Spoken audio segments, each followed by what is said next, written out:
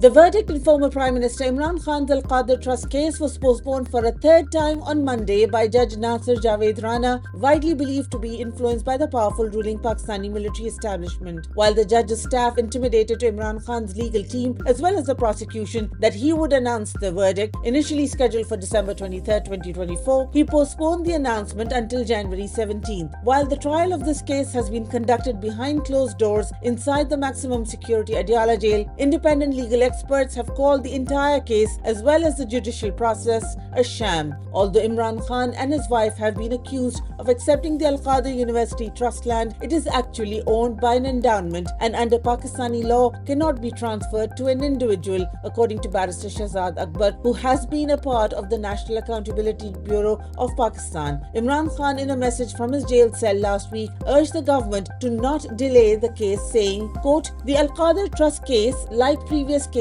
is being dragged on only to pressure me, but I demand its immediate resolution because just as you were exposed in the Toshakhana and the Ceasefire cases, the same will happen now. The Al-Qadir Trust case is entirely baseless and lacks any merit," unquote. Imran Khan's party, the Pakistan Tehreek-e-Insaf or Movement for Justice, has strongly refuted reports of any political settlement with the military government in Pakistan in exchange for the postponement of politically motivated cases. Interim PTI chairman Barrister Gohar Ali Khan emphasized that the delay had no connection to any political compromises when he spoke to reporters outside Adiala jail on Monday morning. Quote, "Attempts are being made to give the impression that a deal is being done. There is no deal," unquote. The party's Secretary General Salman Akram Raja stated that Imran Khan and PTI are engaging in negotiations to restore the fundamental and human rights of the people. Mr. Raja, who has also represented Imran Khan in various cases, added, quote, "Regardless of the politically motivated bogus cases, Imran Khan will be exonerated in the court of law, not through any backdoor deals," unquote. Mr. Khan's party is holding talks with the government, demanding the release of political prisoners and an impartial, high-powered judicial commission to investigate the killing of unarmed, peaceful protesters on May 9, 2023 and November 26, 2024 by the Pakistani security forces. The military-backed government is facing backlash for approving the import of luxury vehicles for government servants in the Revenue Department as ordinary Pakistanis face the worst economic hardship in the country's history. According to a government notification circulated by reporters on Twitter, Pakistan's Federal Board of Revenue is importing 1,010 brand new Honda vehicles costing an estimated 6 billion rupees or $21 million.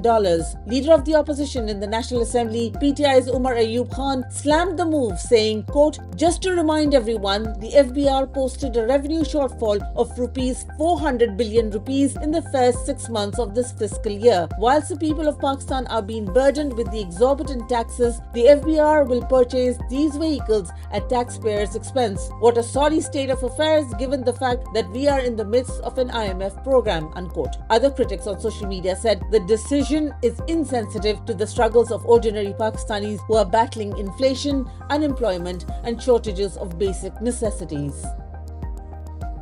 The United States has announced a Gaza ceasefire deal could be struck as early as this week, though the Israeli military continues to hammer the Palestinian enclave to deadly effect. On Monday, outgoing US President Joe Biden said a ceasefire was within reach after more than a year of carnage, according to Al Jazeera. Quote, "In the war between Israel and Hamas, we are on the brink of a proposal that I laid out in detail months ago, finally coming to fruition," unquote, Biden said in a foreign policy address Monday. Al Jazeera adds that ceasefire talks were mediated by the US along with Qatar and Egypt are ongoing at advanced stages in Doha, where top Israeli negotiators like the heads of the Mossad and Shin Bet intelligence agencies are expected to stay for another day. Hamas also said the talks have made some progress over some of the contentious issues that have been discussed many times over 15 months of a war in which more than 46,500 Palestinians have been killed by occupational Israeli forces in Gaza. The humanitarian situation remains dire in Gaza as the Israeli military continues to block most aid from getting in and starving the population, roughly half of which is made up of children.